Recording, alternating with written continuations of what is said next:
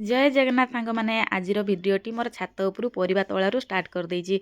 Fast मोर किसी tomato पाची जाइतिला ताकू मु तोली नेइतिली, तापरे बाइगण भी मु दुईटा तोली देली।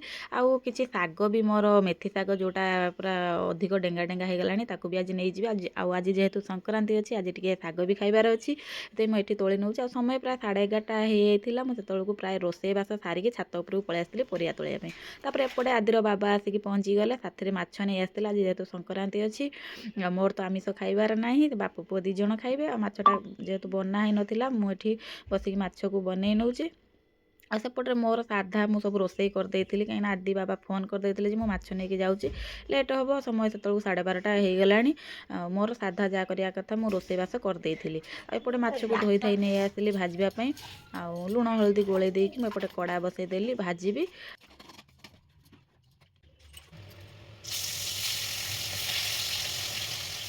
सेपटे माछ बसै देकी मु पळै आसली साग बाछिया पई।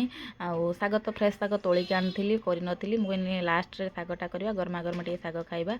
आउ आलू देइकी ता सहित रसुण छुंक देइकी मु साग करे। आपण माने केमती करंती कमेंट रे जणेबे। आउ एपटरे मोर भात सिम आलू भजा डालमा और मेथी साग आउ माछ हे जाइछि रेडी। तापरे आमे समस्त खाइ नेथिलु। तापरे तळकू आसी देखे तो आमर पपेया गछटी गड़ी पड़ची, जोटा कि आम सामना घर सामना थिला। बोधे पोक लगी जाइछि सेतमे गड़ी पड़ची। आ सेतमे हम कहले आद्र बाबा को एपट को कर दियो, जहाँ भी पपेया अछि ताको नै जिबा। आ पपेया तो 5-7टा बड़ बड़ बाहरला, आ बाकी सब छोट छोट हेतिला, किंतु गछटा पोक लगी जाइछि सेतमे बोधे गड़ी पड़ीछि।